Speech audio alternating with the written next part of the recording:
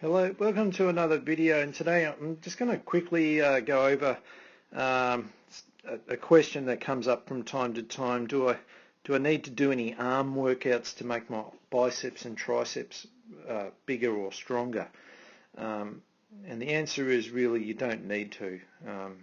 Sometimes they're necessary, and we've got here Dylan showing us a couple of push-ups, but really isolated exercises are beneficial at times, especially when there's injury or there's something going wrong. When things aren't going wrong, you're always best to try and work them in how they're meant to be used. And you can see here on this, when Dylan doing this push-up, you can really see his triceps when they're in full extension there. And there's a little curve there that you can sort of see the shadow.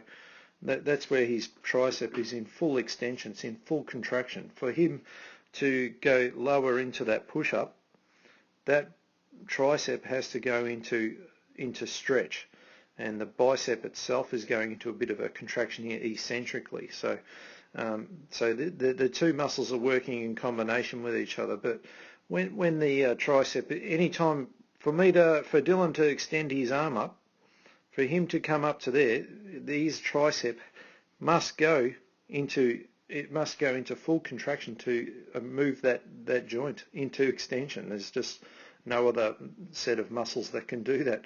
They're the ones that connect around that region. The thing to understand is that they're all working in synchronization with the chest, the shoulder, the core, the legs. So everything's working relative to each other. And that's the thing you must understand. That's why it's very important not to try and work things individually, because you really disrupt their timing and how they interact with each other. Now, if we have a look at the bicep, and we use an integrated exercise for that, and we'll just pick a couple of simple ones, then we'll look at some integrated versions again. But the push-up here is just the classic. Always remember, any pushing movement is a tricep exercise. Any pulling movement, which is this one we're about to show with Nathan, is going to be a bicep exercise. So for him now, when he lifts this dumbbell up, when his elbow goes into full flexion, because the load's coming up and not going the other way, the only way to get the forearm closer to his humerus there is for here to get into flexion. The bicep must go into contraction. That's the only way. And now the tricep is in an eccentric stretch. All right, so this is where I don't really, if I'm working with big loads or a lot of volume and I'm doing lots of pushing and pulling, there's no doubt my biceps and triceps are working to their maximum potential. But once again, they're working in relative terms to the other muscles. So in this case, it's the traps, the rhomboids, the lats. All of these guys are working as a team collectively to lift a bigger load. The bigger the load, the bit more stress in the grip as well. So obviously with bicep curls you can't lift a lot of weight, so the grip strength is really minimal. That's where you're not really increasing. Where say a chin up, for example, the grip strength is incredible. So there's a greater activation of more motor units within the entire arm complex, to be honest, but the bicep interaction in these exercises is much greater, even though you don't feel it there. You don't feel the biceps going on. You probably feel the forearm and maybe the back muscles.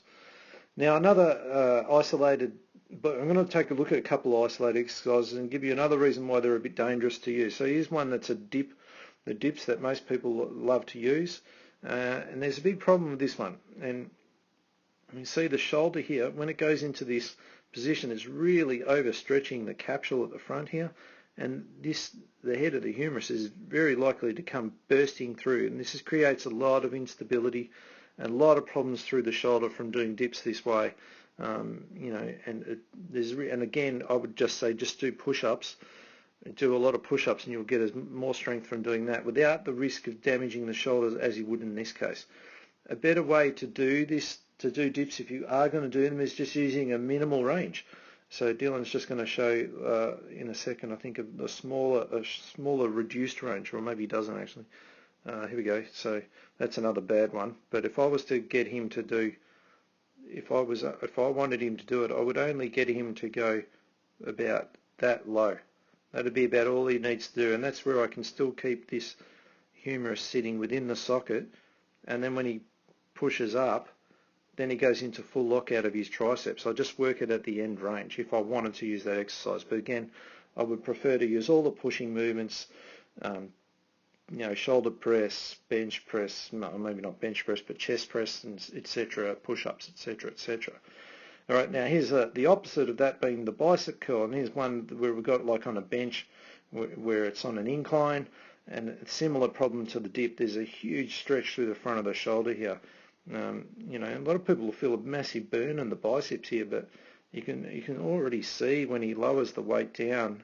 So there he's fine. It's just when he comes here, and you'll see there's no way his shoulder can control that weight, and it really rocks forward into the front, and again overstretches the capsule, leads to instability, and leads to lots of problems in the shoulder there. So the benefits of doing it are minimal versus the risks that you're going to encounter from using this exercise. Even a standing up version, if you're not controlling the head of the humerus, that you can see it very clearly there, where it rolls forward, that's where it poses huge problems to the shoulder. It just can't stay within the socket. And these are quite small dumbbells, but on this angle, very, very hard. Same problem we would see with preacher curls. All right, so I don't have a preacher curl to show you one because I never use it. I don't even have the equipment for it. All right, so then another version of the push-up, and I see this diamond push-up quite a lot. I don't really like this exercise just because, again, what it does to the shoulder, horrible way of training the triceps. If he was to train the triceps correctly anyway, he would have his elbows a lot closer to his body. But again, just a horrible position for the shoulder. It really gets cramped for room. Again, the risk of using it versus just doing a normal push-up, I just don't understand why you just would risk function and injury for the sake of a small muscle in the triceps as such. So to answer the question, do you need to do biceps and triceps work? If you're injured and there's some reason for it, for sure. Otherwise, just stick to your integrated movements and you'll be fine.